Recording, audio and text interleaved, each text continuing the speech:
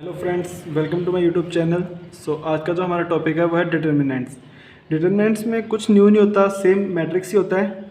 जैसे कि इसके जो जनरल फॉर्म होती है वो यही होती है A1 A2 A3 B1 B2 B3 C1 C2 and C3। ये मैंने पोजीशन वेक्टर नहीं लिखे इनके, ये मैंने जस्ट एक मैट्रिक्स लिया है आपका वो डिनोट करने के लिए कि डिटर्मिनेंट भी यही होता है सेम। ठीक है, अब मैं आपको बताता हूँ कि डिटर्मिनेंट को सोल्व कैसे करते हैं। इसका जो जनरल फॉर्मूला है वो लिख के बताता हूँ आपको। हम पहले ले लेंगे A1 जो फर्स्ट पोजीशन पे हमारा विथ ब्रैकेट। अब इसको रो को और इस कॉलम को छोड़ देंगे हम, जो बच गया उसको cross multiplication means B2 C3 minus B3 C2। ठीक है, समझ आ गया आपको। फिर जो नेक्स्ट एलिमेंट लेंगे वो चाहे आप ये इस पोजीशन पे ले लो या फिर इस पोजीशन पे, हम किसी भी एक रो को सोल्व कर लें, एक कॉलम को, कोई नहीं मैटर करता, वैल्यू हमारी लास्ट में सेम ही आनी है। तो मैं इस कॉलम को सोल्व कर रहा हूँ, तो जो A2 पोजीशन हम लेंगे इसके आगे आएगा नेगेटिव साइन। अगर यहाँ पे मेरा A2 पॉजिटिव नेगेटिव का होता तो फिर ये पॉजिटिव आ जाता। A2 लूँगा तो मैं इस रो को और इस कॉलम को छोड़ दूँगा, फिर B1 C3 minus B3 C1। ठीक है, नेक्स्ट अब जो थर्ड पोजीशन का हम लेंगे, हमने ये कॉलम स्टार्ट किया तो हम ये पोजीशन लेंगे लास्ट वाली, तो ये जिस साइन का होगा उसी साइन से आएगा। A3 साइन में आएगा तो हम इस रो को और इस कॉलम को छोड़ देंगे। ये बन जाएगा हमारा B1 C2 minus C1 B2। Clear. इसका मैं आपको एक एग्जांपल बता देता हूँ सॉल्व करके अपने न्यूमेरिकल वैल्यू का, आपको भी क्लियर हो जाए।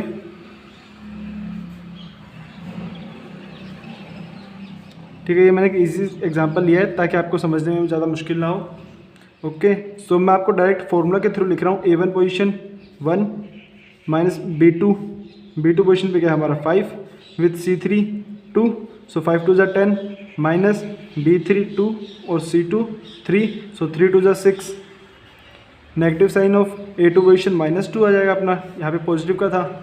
B1 C3, B1 है हमारा 4 और C3 है हमारा 2, 4 2 8 माइनस, हम इसको सोल्व कर रहे हैं ना, तो फिर अब हमारा माइनस में आएगा 2 × 1 बिकॉज B3 और C1 की पोजीशन पे यही है। 2 × 1 इज़ 2 प्लस A3 की पोजीशन पे हमारा 3 है। Next B1 C2, B1 and C2 4 3 12 minus C1 B2, C1 and B2 -5। ठीक है, आप इसको एक जनरल फॉर्मूला कंसीडर भी कर सकते हो, इसी के थ्रू हमारे सारे डिटर्मिनेंट सॉल्व होते हैं। अब इसको आगे फर्दर सॉल्व कर लेते हैं। 10 - 6 4 -2 × 8 - 2 6 6 2 12 12 - 5 इज 7 7 3 21 प्लस 21 प्लस 4 25। ये हमारा आ जाएगा -12 plus 25 and this will be equals to 13। 13 हमारा आ गया डिटर्मिनेंट। यही डिटर्मिनेंट हमें हेल्प करेगा इन्वर्स निकालने के लिए, जिसमें मैंने आपको बताया था कि एडजॉइंट को हम डिटर्मिनेंट से डिवाइड कर देते हैं, उसमें भी ये हेल्प करेगा। अब एक जो जनरल इजी क्वेश्चन आता है बट उसमें क्या होता है कि वो लेंथी बन जाता है, तो मैं उसको आपको ट्रिक बताता हूँ। हमसे वो पूछ लेगा कि आपको एक मैट्रिक्स गिवन है 3/3 का। ठीक है, 3/3 का मैट्रिक्स है, डिटर्मिनेंट कुछ भी बोल रहा आप इसे, ये गिवन है। तो इसमें एलिमेंट कितने हैं, number of elements.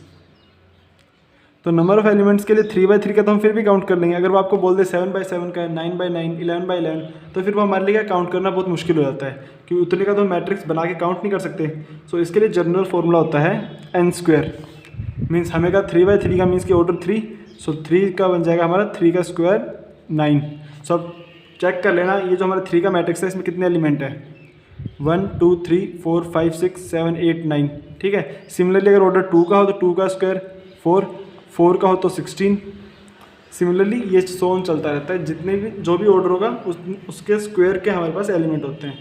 Okay, the next topic is properties of determinant. इसके लिए मैं आपको सबसे मेन चीज़ बता देता हूँ। मैं आपको बार बार नहीं बताऊंगा कि भाई रो भी है और कॉलम भी है। जो प्रॉपर्टीज़ रो के लिए अप्लीकेबल होंगी वही प्रॉपर्टीज़ कॉलम के लिए भी होगी। मीन्स कि यहाँ पर रो और कॉलम दोनों इक्वल है, आप ये मान के चल लो। अगर मैं आपको कोई प्रॉपर्टी के लिए बोल रहा हूँ कि ये रो के लिए इक्वल है तो वो कॉलम के लिए भी इक्वल होगी। ठीक है, फर्स्ट प्रॉपर्टी जो होती है कि मान लो हमारे पास कोई मैट्रिक्स है, डिटरमिनेंट है, जो कि हमने ऊपर लेट किया था, मैं आपको वही बता देता हूँ। ये हमारे पास एक डिटरमिनेंट है। अगर हम इसके रो एंड कॉलम को इंटरचेंज कर देते हैं, मीन्स हम इसका ट्रांसपोज कर देते हैं, तो ट्रांसपोज करने के बाद हमारे पास क्या आएगा, ये 1 2 3 4 5 2 1 3 2 हमारे पास ये आ गया ट्रांसपोज करने के बाद। तो यहाँ पे ट्रांसपोज वर्ड यूज़ नहीं किया है कि यहाँ पे रो एंड कॉलम को इंटरचेंज कर दिया। ठीक है, जो रो थे उन्हें कॉलम बना दिया और जो कॉलम थे उन्हें रो बना दिया। तो इन दोनों की जो वैल्यू आएगी वो सेम आएगी। फर्स्ट प्रॉपर्टी है ये। मैं आपको सोल्व करके नहीं बताऊंगा, आप इसको चेक कर लेना अगर आपको डाउट लगता है तो। अगर आपको लगता है कि इस पर कहीं में गलती है तो मेरे को कमेंट में बता देना। बट ये प्रॉपर्टी जो है ये एप्लीकेबल है दोनों पे और ये इक्वल रहेगी। ओके, सो जो नेक्स्ट प्रॉपर्टी हमारी वो क्या कहती है कि मान लो जैसे हमारे पास ये डिटरमिनेंट था 1 2 3 4 5 2 1 3 2। अगर हम इसके दो रो या दो कॉलम को इंटरचेंज करते हैं, मीन्स कि जो हमारा फर्स्ट वाला रो है इसको हम ऐसे रखते हैं 1 4 1 एंड इन रो 2 एंड रो 3 को हम इंटरचेंज कर देते हैं। मीन्स कि यहाँ पे आ जाएगा 3 2 2 एंड यहाँ पे आ जाएगा 2 5 3। सो ये दोनों जो न्यूमेरिकल वैल्यू होगी वो तो इनकी इक्वल होगी, बट इसके आगे साइन नेगेटिव का लग जाएगा। ठीक है, इसका मतलब है कि अगर हम दो रो को या फिर दो कॉलम को इंटरचेंज कर देते हैं तो उनकी न्यूमेरिकल वैल्यू तो सेम रहती है, बट उनका साइन जो है वो चेंज हो जाता है। ठीक है, so moving to the third property. So third property ये कहती है कि अगर कोई भी हमारे पास डिटरमिनेंट है जिसके दो रो या फिर दो कॉलम दोनों आइडेंटिकल है। आइडेंटिकल मीन्स कि दोनों की वैल्यू सेम है। जैसे हम फर्स्ट रो तो कुछ भी ले लेते हैं 1 2 3 एंड जो सेकंड रो है हमारी उसको हम लेते हैं 4 5 6 एंड जो थर्ड रो ये भी 4 5 6 ही है। मीन्स यहाँ पे क्या है कि हमारी जो रो 2 एंड रो 3 है ये दोनों क्या इक्वल होगी, आइडेंटिकल है। सो इसका जो डिटरमिनेंट आएगा वो 0 आएगा। आप सोल्व करके देख लेना, मैं आपको सिर्फ एग्जाम्पल दे के साथ में बता रहा हूँ। ओके, और जो इसकी वर्डिंग है उसके लिए मैं आपको PDF डाल दूंगा अपने व्हाट्सएप ग्रुप पे और टेलीग्राम ग्रुप में, वहाँ से आप चेक कर लेना। दोनों का लिंक आपको नीचे डिस्क्रिप्शन में मिल जाएगा। Okay, so moving to the fourth property. Fourth property क्या कहती है कि अगर हमारे डिटरमिनेंट के किसी भी रो को हम किसी भी एक न्यूमेरिकल वैल्यू से मल्टीप्लाई कर देते हैं, मीन्स अगर हमारे पास मान लो ये जो पहले हमारा डिटरमिनेंट था जो हमने एग्जाम्पल लिया था 1 2 3 4 5 2 1 3 2, अगर हम इसके किसी भी रो को R1 R2 R3 या फिर किसी भी कॉलम को C1 C2 C3 इनमें से अगर हम किसी को भी किसी एक न्यूमेरिकल वैल्यू से मल्टीप्लाई कर देते हैं, मीन्स एक कांस्टेंट K से मल्टीप्लाई कर देते हैं और हम इसको बना देते हैं जैसे कि ये मान लो K 4K एंड K। ठीक है, इसको मैंने कांस्टेंट K एक लिया है उससे मल्टीप्लाई कर दिया तो उसके बाद हमारा डिटरमिनेंट इस फॉर्म में आ जाएगा। जब हम इस डिटरमिनेंट को जब सॉल्व करेंगे तो जो इसका आंसर आया था हमें उसका K टाइम्स ये आंसर आएगा, मीन्स K टाइम मल्टीप्लाई हो जाएगा ये आंसर। जो इसका आंसर आता है हमारा, इसका आंसर हमारा 13 था तो ये बन जाएगा 13K। ठीक है, आप पीछे चेक कर लेना, मैंने आपको सोल्व कराया उसमें आंसर इसका 13K आया। 13 आया तो हमने K से मल्टीप्लाई कर दिया तो 13K बन गया। ओके, सो जो नंबर 5 है हमारी प्रॉपर्टी वो ये कहती है कि अगर कोई हमारे पास एक डिटरमिनेंट है और हम उसके किसी एक रो में या किसी एक कॉलम में दूसरे रो या कॉलम को ऐड कर देते हैं तो उसके डिटरमिनेंट की वैल्यू में कोई फ़र्क नहीं आता। विच मीन्स सेम वही एग्जांपल ले लेते हैं जो ऊपर से हम लेते आ रहे हैं। सो हमारा एग्जांपल था 1 2 3 4 5 2 1 3 2। सो इसको जब हमने सोल्व किया था तो वैल्यू हमारे पास आई थी 13। सो अगर हम इसके ये जो कॉलम 1 है, मैं आपको बाकी रो के बता रहा था तो अब मैं कॉलम में बता देता हूँ आपको कि अगर C1 और C2 को अगर दोनों को ऐड करते हैं C1 की पोजीशन पे, मीन्स इन दोनों को ऐड करेंगे। सो 1 + 4 5 5 + 2 7 एंड 3 + 2 5, और जो बाकी नीचे की जो कॉलम्स हैं इनको सिमिलर रख लेते हैं 4 5 2 1 3 2। तो आप इनको सोल्व करके देख लेना, इसका आंसर भी 13 ही आएगा। ये प्रॉपर्टीज़ से आपको क्वेश्चन ऐसे नहीं आएंगे, डायरेक्ट पूछे जाएंगे आपसे प्रॉपर्टीज़ कौन सी सही है या फिर कौन सी नहीं है। ठीक है, सो इन प्रॉपर्टीज़ के अभी ऐसे एग्जाम्पल के साथ प्रैक्टिस कर लोगे तो आप कभी नहीं भूलोगे इन सबको। So the next property is कि जब हमारे पास कोई एक मैट्रिक्स एक डिटरमिनेंट है हमारे पास डायगोनल डिटरमिनेंट जिसके जो कि ऊपर वाले एलिमेंट और नीचे वाले एलिमेंट दोनों 0 है। ठीक है, डिटरमिनेंट मीन्स कि डायगोनल है हमारे पास। मैं आपको ये लेट कर देता हूँ एग्जांपल, बाकी सारे जो हमारे एलिमेंट्स हैं वो 0 डायगोनल को छोड़ के, तो इसका जो हमारा मैट्रिक्स इसका जो डिटरमिनेंट की जो वैल्यू आएगी वो आएगी इन तीनों का प्रोडक्ट, मीन्स 1 × 2 × 3 3 2 6। ये तो अगर जनरल हम जो मैंने आपको पहले फॉर्मूला बताया था उससे करते हैं तब भी वैल्यू 6 ही आएगी एंड सेम ही है। बट उसमें क्या होता है कि हम वो सोल्व करने जाएंगे तो टाइम पास होगा बहुत ज़्यादा, इतना हमारे पास टाइम होता नहीं है, तो हमें जो इजी वे में करना है और जल्दी करना है। सो 1 × 2 × 3 करेंगे तो हमारा वैल्यू 6 आ जाएगी। ओके, सो इसके साथ तो प्रॉपर्टी सारी खत्म हो गई है। अब नेक्स्ट टॉपिक पे चलते हैं। डिटरमिनेंट का नेक्स्ट टॉपिक माइनर और कोफैक्टर का है, बट वो मैं आपको बता चुका हूँ, बट फिर भी मैं आपको एक बार कोफैक्टर का जो फॉर्मूला था वो रिवाइज करवा देता हूँ ताकि वो आपको अच्छे से याद आ जाए फिर से।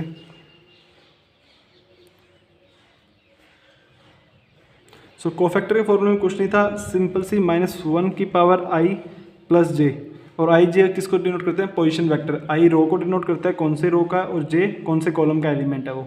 Okay, multiply with minor of i j, जो पोजीशन वेक्टर का जो हमारे पास माइनर आया था उससे मल्टीप्लाई कर देंगे i j पावर करने के बाद -1 की, तो हमारे पास कोफैक्टर आ जाएंगे। एंड कोफैक्टर का ट्रांसपोज करने के बाद एडजॉइंट आ जाएंगे। ये सब मैं आपको बता चुका हूँ। Okay, so the next topic is product of determinants. So product के लिए हम क्या करते हैं कि जो मैंने आपको एक मैट्रिक्स के लिए बताया था वो प्रोडक्ट अलग था और ये अलग था। इस चीज़ में ध्यान रखना, बहुत बार हम कंफ्यूज हो जाते हैं कि कहीं पे प्रोडक्ट जो मैट्रिक्स वाला होता है वो यहाँ पे कर देते हैं और ये वाला जो प्रोडक्ट होता है वो मैट्रिक्स में सोल्व कर देते हैं, जिसकी वजह से हमारा क्वेश्चन गलत हो जाता है। तो मैं आपको simply A1 A2 position vector के अकॉर्डिंग बताता हूँ। हम एक लेट कर लेते हैं A1 A2 A3 B1 B2 B3 and C1 C2 C3। इसी के साथ हम एक और डिटरमिनेंट लेट कर लेते हैं जिसकी वैल्यू लेते हैं हम, इसके हम वैल्यूज़ ले लेते हैं α1 α2 α3 β1 β2 β3। ये अल्फ़ा बीटा मैंने इसलिए ले लिया ताकि हम कंफ्यूज ना हो जाए ABC के साथ में, कुछ अलग हो जाएगा। γ1 γ2 एंड γ3। ओके, सो अभी मैं इसका प्रोडक्ट बताता हूँ आपको। जो हमारा जो फर्स्ट कॉलम है वो फर्स्ट कॉलम के साथ जाएगा, मल्टीप्लाई होगा, और जो फर्स्ट पोजीशन पे आएगा मींस कैसे, जो हमारी फर्स्ट पोजीशन बनेगी ये यहाँ पे आएगा A1 α1, ये जो फर्स्ट पोजीशन था ये इसके साथ हो गया add on B1 with β2 B1 with β1 sorry and C1 with γ1 plus C1 with γ1। So ये हमारा जो फर्स्ट कॉलम के साथ मल्टीप्लाई होकर यहाँ पे आ गया। उसमें क्या हो रहा था हमारा कि फर्स्ट कॉलम जाके फर्स्ट रो के साथ मल्टीप्लाई हो रहा था डिटरमिनेंट में, बट यहाँ पे होता है कॉलम के साथ मल्टीप्लाई होगा। अब यही जो फर्स्ट कॉलम हमारा इसका है इसके सेकंड कॉलम के साथ जाके मल्टीप्लाई होगा एंड पोजीशन वेक्टर A2 बनाएगा। मीन्स कि सेकंड पोजीशन जो फर्स्ट कॉलम में जो सेकंड पोजीशन होगी रो 2 का फर्स्ट एलिमेंट जो होगा वो बनाएगा। मीन्स A1 विथ A2 यहाँ पे आएगा A1 α2 B1 β2 plus B1 β2 and C1 γ2।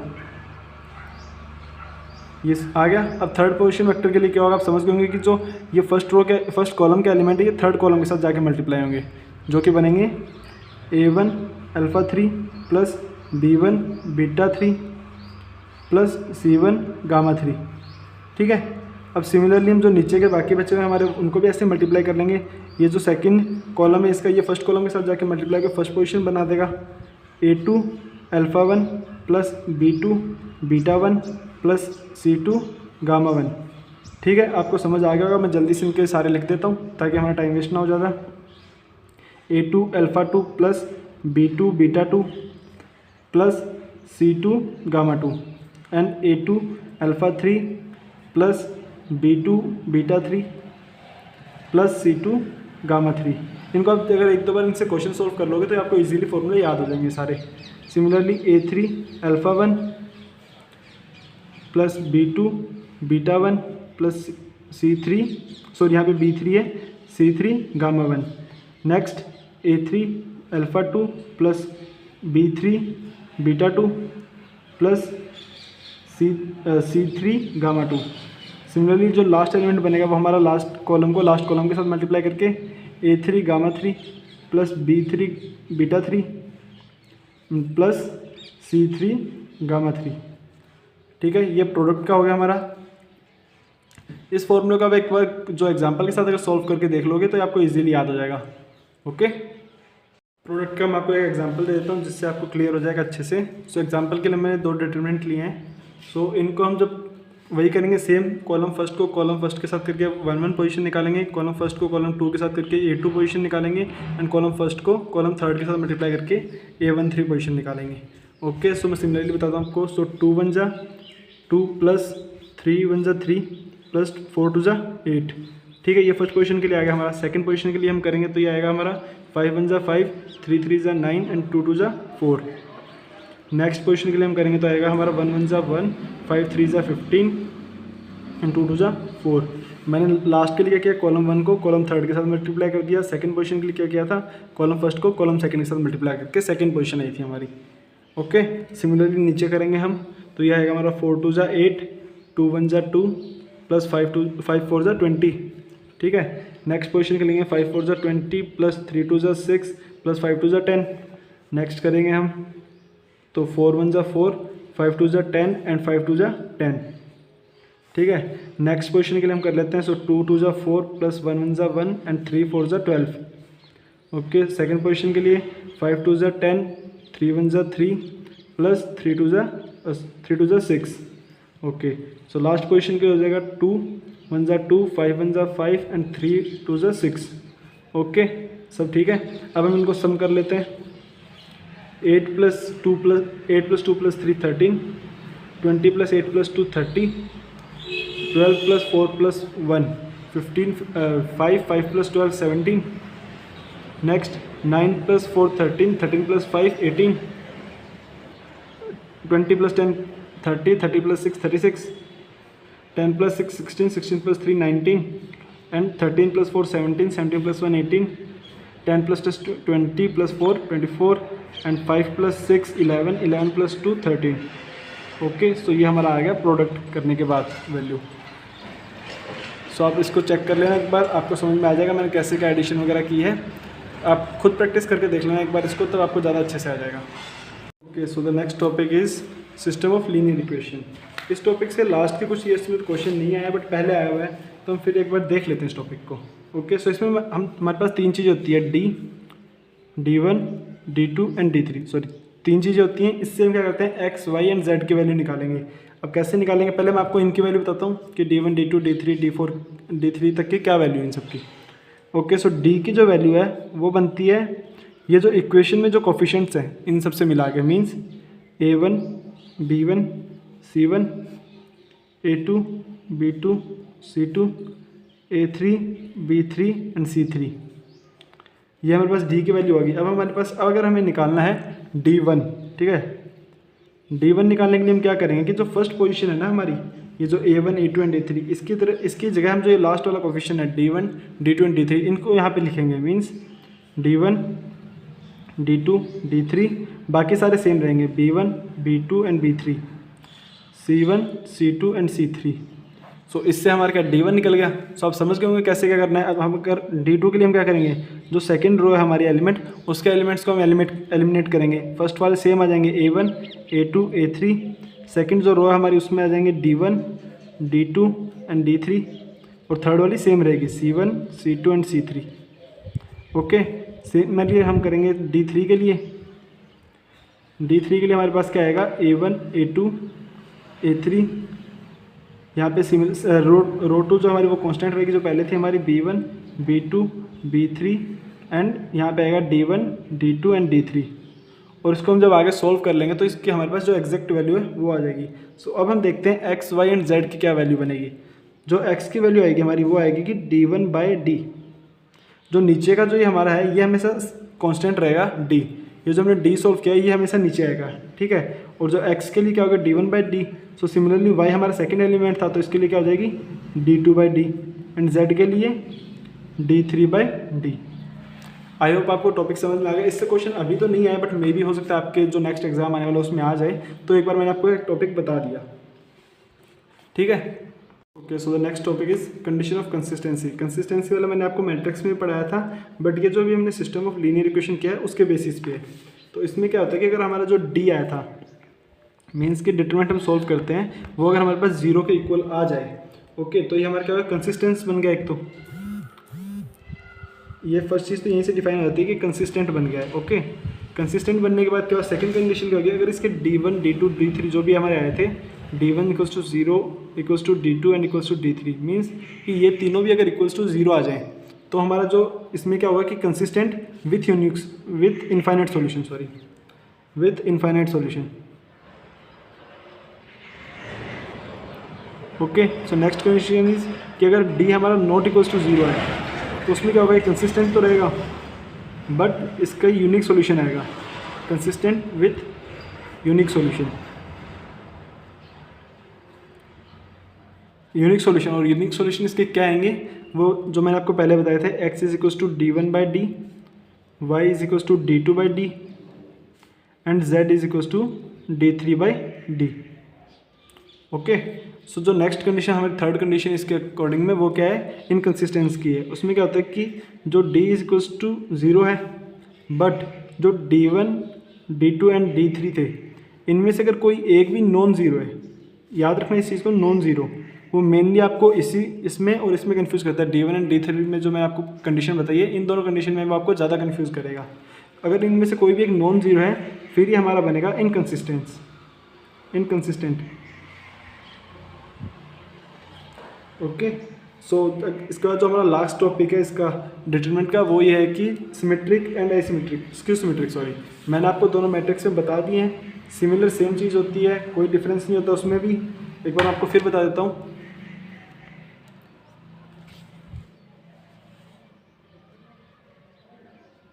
Symmetric में क्या होता था हमारे पास, जो डिटरमिनेंट ए है हमारा वो सिमिलर रहेगा ए ट्रांसपोज के इक्वल।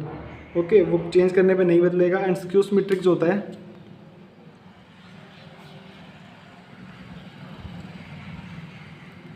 स्क्यू सिमेट्रिक जो हमारा होता है, इसमें क्या होता है कि A is equals to negative of A transpose. Okay, इस चीज़ को याद रखेंगे हम।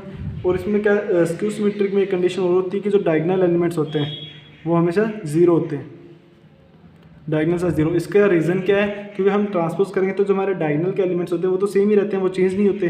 तो फिर इसमें जो नेगेटिव साइन का जो फॉर्मूला है वो नहीं रख सकता हमारा, फिर ये कंडीशन वेरीफाई नहीं होगी अगर डायगोनल एलिमेंट जीरो ना हो तो। ओके, और सो एक बात और थी कि अगर ये ऑड ऑर्डर का हो, मीन्स कि जो स्क्यू सिमेट्रिक हमारा है ये ऑर्डर ऑड का हो, तो वो हमेशा नेगेटिव सोल्व होगा, सॉरी जीरो आएगा, वो हमेशा जीरो आएगा। एंड अगर ये हमारा इवन हो तो फिर ये हमेशा परफेक्ट स्क्वायर बनता है। ओके, अगर ऑड होगा तो जीरो एंड इवन होगा तो perfect square. Okay, so with this ये हमारा डिटरमिनेंट जो चैप्टर था ये कंप्लीट हो चुका है। Thank you so much for watching this video. अभी जो नेक्स्ट वीडियो आएगी उसमें मैं आपको इसके क्वेश्चंस कराऊंगा, प्रीवियस ईयर क्वेश्चंस और जो भी इंपॉर्टेंट क्वेश्चंस होंगे मैट्रिक्स और डिटरमिनेंट दोनों चैप्टर के। So thank you so much and stay tune. और आप इसके PDF के लिए मेरा ग्रुप ज्वाइन कर सकते हो, टेलीग्राम या फिर व्हाट्सएप ग्रुप, कोई भी, आपको दोनों जगह मिल जाएंगी। Thank you so much.